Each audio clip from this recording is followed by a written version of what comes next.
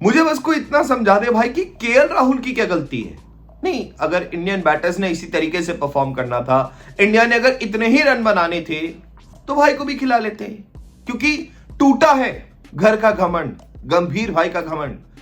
भैया इस तरीके से चलोगे तो WTC फाइनल छोड़ो, BGT भी हार जाओगे यार। साला ये दुख का खत्म नहीं होता बे। नमस्कार, स्वागत एंड वेलकम। तो क्या ही करूं आपका इस चैनल पर, जो कि है मास्टरमाइंड विद अतिशय। आए गए हैं यहां तक तो सुन लीजिए कि क्या है वो वजह, क्या है ये रीजन जो हमारा 2-0 हो चला है, जिसमें अभी एक मैच बचा हुआ है। क्या है वो गणित जिसकी वजह से अगर हम ठीक होते तो शायद हमारा मैच का रिजल्ट कुछ और होता। इन सारी चीजों को हम डिस्कस करेंगे। एंड वो सिनेरियो सबसे इंपॉर्टेंट कि दो मैच हारने के बाद अब इंडिया को क्या सिनेरियो चाहिए जिसकी वजह से वो WTC फाइनल में पहुंच पाए। इन सारे सवालों के जवाब आपको इस वीडियो में मिलने वाले हैं। दिल पे हाथ रख के, मन को थोड़ा सा स्माइल में रख के कोशिश करते हैं वीडियो बनाएं। Let's go. देखो यार, ये बात मैं जानता हूं कि ऐसे इस तरह बैठ के उधर कमेंट कर देना कि ये करना चाहिए था, वो करना चाहिए था, वो सही नहीं होता। जो प्लेयर्स खेल रहे होते हैं उनको वो ज्यादा बेटर सिनेरियो पता होता है। बट भैया इंडियन टीम के बहुत ज्यादा बड़े हम फैन हैं। एक तो यही सबसे बड़ी दिक्कत है। आधी चीजें जिनको दिल पे लगाना चाहिए, करियर को, अपने पार्टनर को, ना इंडियन क्रिकेट को दिल से लगाया हुआ तो ज्यादा दिक्कतें हो जाती है। बट हाँ, कुछ चीजें वर वेरी वेरी एविडेंट कि भैया ये किया जा सकता था। जिसमें सबसे पहला है, आई थिंक जो बड़ी वजह है इंडियन टीम के इस परफॉर्मेंस की, was the intent, was the point two proof. आपको लग रहा था कहीं पर भी ऐसे एक फेज आया कि जहां पर हाँ इंडिया भैया बहुत ही स्ट्रांग पोजीशन पर है।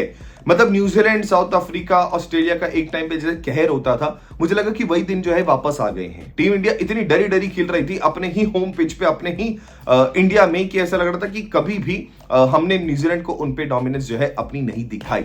ऐसा लग रहा था एक पॉइंट टू प्रूफ था कि गंभीर एरा शुरू हो रहा है। हम 12 साल से कभी नहीं हारे हैं तो इस बार भी नहीं हारेंगे। I think there was just no clear plan. And उसी की तरफ न्यूजीलैंड का इतना क्लियर प्लान था, उनको एग्जैक्टली पता था क्या करना है, किस बॉलर को लगाना है, क्यों सेंटर को खिलाना है। हमारी सारी चीजें जो है आई थिंक उनके एस्पेक्ट पे अगर बात करूं तो सारी कम पड़ रही थी, एक्सेप्ट वन पॉइंट कि वॉशिंगटन सुंदर बहुत बढ़िया खेले।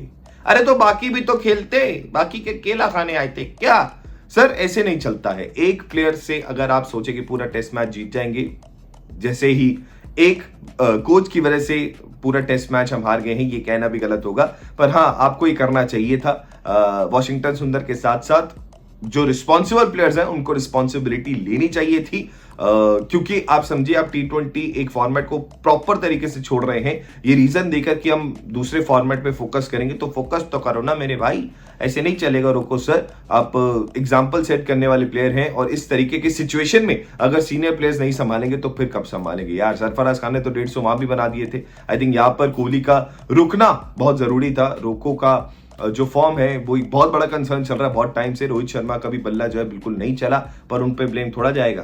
क्यों क्यों क्यों उन पे कैसे जा सकता है? वो तो कप्तान कोटा से आ रहे हैं। ऐसा मैं नहीं, ऐसा कुछ मीम्स कह रहे हैं। तो ले देकर बात यही आती है कि इंटेंट और पॉइंट टू प्रूव में आई थिंक ये टीम इंडिया जो है थोड़ा सा पीछे रह गई, मात खा गई। इसके अलावा अगर मैं दूसरे पॉइंट की बात करूं तो 2 फास्ट बॉलर का बनता ही नहीं था भाई, बनता ही नहीं था। ये तो बात रोहित शर्मा खुद भी एक्सेप्ट कर लेंगे। अक्षर पटेल का खेलना बनता था भाई। आपने केएल राहुल को, सिराज को बाहर कर दिया। कुलदीप यादव का बिल्कुल बनता था बाहर होना, क्योंकि आपको एक बैटिंग का भी डेप्थ चाहिए था, जो कि Washington Sundar is a far better batsman than Kuldeep Yadav. But Akshar Patel को खिला लेते ना, एक फास्ट बॉलर हो जाता जसप्रीत बुमराह। आप आकाशदीप को नहीं देते इस मैच में मौका, क्योंकि फास्ट बॉलर के नाम पे फास्ट बॉलिंग कराई कहां आपने? आपने तो भैया और भी एक अलग चीजें चला ली। पिच को आपने इतना ज्यादा उसकी घास हटवा दी, इतना स्पिनिंग ट्रैक बनवा दिया कि आपसे खुद ही स्पिन नहीं खेली गई। देखो, बहुत सही बात बोली है। जो जिसकी बात सही हो ना, एक्सेप्ट कर लेनी चाहिए। साइमन डूल ने बहुत सही बात बोली है कि गॉन आर द डेज जब इंडिया जो है स्पिनर्स को बहुत बढ़िया खेल लेती थी। अभी जो है वो ऐसे ही स्पिनर्स को खेलते जैसे बाकी लोग खेलते हैं। गॉन आर द डेज जब सचिन, द्रविड़ एंड गांगुली हुआ करते थे, जब स्पिनर ट्रैक होता था कोई भी तो पता था कि इंडिया तो पक्का मैच जीत जाएगी। अभी वो टाइम ही नहीं रहा सर। इनफैक्ट विराट कोहली के अगर हम स्पिनिंग के अगेंस्ट रिकॉर्ड की बात करें हाल फिलहाल की, तो बहुत ही खराब है, ये हम सब जानते ही हैं। तो यही कुछ वजह है यार। इसके अलावा आई थिंक एक और पॉइंट जो निकल कर आता है बस वो यही है कि अगर हम ये कहते हैं एक तरफ कि हम 400, हम वो टीम बनना चाहते हैं जो एक दिन में 400 भी बना पाए, 2 दिन में ड्रॉ भी कर पाए, ये कहने के साथ साथ एग्जीक्यूशन में भी लाना पड़ेगा।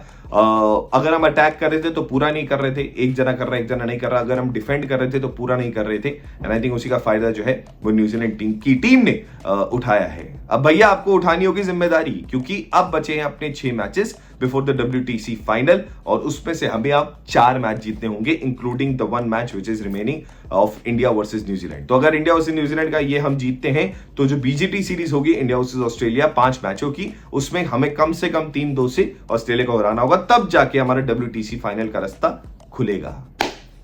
अभी फिलहाल कर देता हूं इस वीडियो को बंद। इस तरह बोल नहीं पाऊंगा sir, there was this thing which was really bothering me कि टीम इंडिया जो कोहली एरा में बहुत ज्यादा ऐसे डोमिनेंट रहती थी, वो चीज मुझे सबसे ज्यादा मिसिंग लगी, जबकि उल्टा था कि गौतम गंभीर आएंगे तो वो इंटेंट डबल हो जाएगा। Do you think that Virat Kohli is the best captain of team India in terms of test cricket? क्या उनका जो फैक्टर है टेस्ट कैप्टनसी वाला वो मिसिंग है? क्या वजह है आपके हिसाब से सबसे बड़ी कि टीम इंडिया ये मैच लूज कर गई? मैंने अपने पॉइंट्स रखे हैं सामने, आप भी अपना पॉइंट जो है प्लीज रखिएगा कमेंट सेक्शन में। मैं मिलूंगा आपको जल्द एक और वीडियो के साथ। This is me mastermind with Atish. Remember the name! Of course, remember the name, and I'll see you on the next one.